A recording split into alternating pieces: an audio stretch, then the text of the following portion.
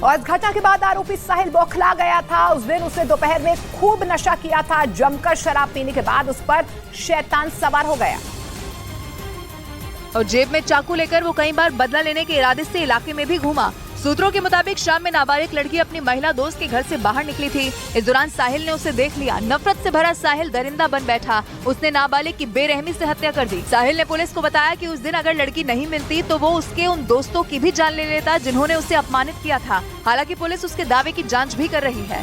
बागेश्वर धाम के पंडित धीरेन्द्र शास्त्री ने एक बार फिर लव जिहाद पर खुलकर बोला। उन्होंने लव जिहाद और धर्मांतरण जैसी घटनाओं को रोकने के लिए अपनी हिंदू राष्ट्र की मांग को दोहराया।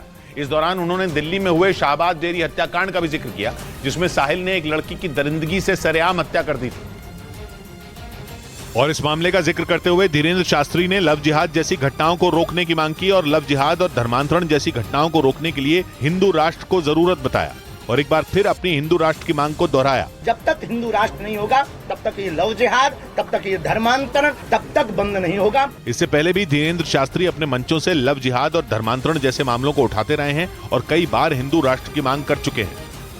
और नागपुर में कार्यक्रम में आरएसएस प्रमुख मोहन भागवत ने इस्लाम पर बड़ा बयान दिया है। उन्होंने कहा कि पूरी दुनिया में इस्लाम का आक्रमण हुआ है, लेकिन आज भारत देश में ही इस्लाम सबसे ज्यादा सुरक्षित है। उन्होंने ये भी कहा कि हमारे देश की विविधता अलगाव का कारण नहीं बनती। और आरएसएस प्रमुख मोहन भागवत ने उन लोगों को सख्त संदेश दिया है जो देश में नफरत फैलाने में जुटे हुए हैं और धर्म के नाम पर माहौल खराब करने की कोशिश कर रहे हैं। उन्होंने कहा कि हिंदू मुस्लिम एकता इस देश की विरासत है और इस्लाम धर्म भारत में सबसे ज्यादा सुरक्षित है। विदेशी तो यहाँ से चले गए, लेकिन इस्लाम की पूजा कहाँ सुरक्षित चलती, यहीं सुरक्षित चलती।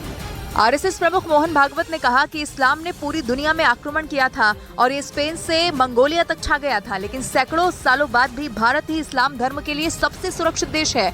लेकिन कुछ लोग इन बातों को भूलकर नफरत फैलाने वाली नीति पर काम कर रहे हैं। आरएसएस प्रमुख मोहन भागवत ने विदेशों में देश को बदनाम करने वालों पर भी निशाना साधा। उन्होंने इशारों में राहुल गांधी के बयान पर सवाल उठाए और कहा कि विदेश में भारत को नीचा दिखाने वाले देश के शत्रु हैं। देश के बाहर तो भारत को नीचा दिखाना चाहने वाले शत्रु है, अपने स्वार्थ के लिए भारत को दबाए रखने वाले, आपस में झगड़ता लड़ता रखना चाहने वाले लोग हैं।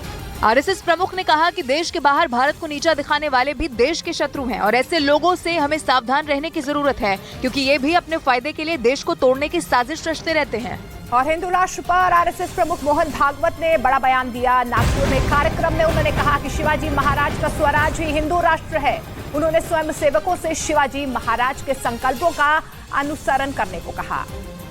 हिंदू राष्ट्र की बात करते हुए आरएसएस प्रमुख ने शिवाजी महाराज और संभाजी महाराज का जिक्र किया और स्वयं सेवकों से उनके आदेशों पर चलने की बात कही। इस दौरान मोहन भागवत ने शिवाजी महाराज आदर्शों का जिक्र किया और कहा कि उन्होंने साफ तौर पर हिंदू स्वराज की घोषणा की थी और उनका स्वराज ही हिंदू राष्ट्र है। इस देश के प्रति नाता रखने वालों को उन्होंने सुरक्षित किया, वही हिंदवी स्वराज, उसी को हम हिंदू राष्ट्र कहते हैं। देश के प्रति नाता रखने वालों को उन्होंने सुरक्षित किया, वही हिंदू स्वराज है, उसी को हम हिंदू राष्ट्र कहते हैं। इस दौरान उन्होंने स्वयं सेवकों से हनुमान जी और शिवाजी महाराज के आदर्शों पर चलने और उनके संकल्पों का पालन करने की बात भी कही। साथ ही ये भी कहा कि उन्हीं के संकल्पों पर आगे चलकर भारत विश्व गुरु बनेगा। और बड़ी खबर जम्मू कश्मीर से आ रही है, जहां पर राजौरी में एक आतंकी को ढेर कर दिया गया है। सेना और आतंकी के बीच राजौरी में मुठभेड़ चल रही है। सुरक्षा बलों ने 2 से 3 आतंकियों को घेर लिया है। एक आतंकी को ढेर कर दिया गया है। तो बड़ी खबर आपको बता दें, राजौरी में एक आतंकी ढेर किया गया है। यहां पर आतंकियों और सुरक्षा बलों के बीच मुठभेड़ लगातार जारी है। 2 से 3 आतंकियों को सुरक्षा बलों ने घेर लिया है।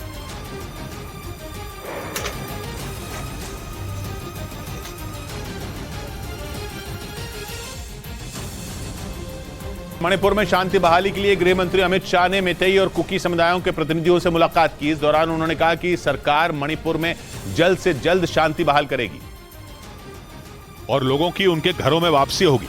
मेतेई और कुकी दोनों मणिपुर के अहम समुदाय हैं। अमित शाह दोनों के प्रतिनिधियों से मिले, जिसके बाद उन्होंने हिंसा के दोषियों को सजा दिलाने का भरोसा दिलाया। एक न्यूट्रल जांच और दोषियों को दंडित करने की कार्यवाही की जाएगी। इतना ही नहीं, गृह मंत्री ने बड़े राहत पैकेज का भी ऐलान किया, जिसके तहत हिंसा में मारे गए लोगों के परिवारों को 10 लाख रुपए की मदद मिलेगी। यही नहीं, जो लोग घायल हैं उनके इलाज के लिए 8 विशेष टीमें बनाई गई। अपने 4 दिन के मणिपुर दौरे के दौरान अमित शाह ने राहत शिविरों में भी लोगों से मुलाकात की।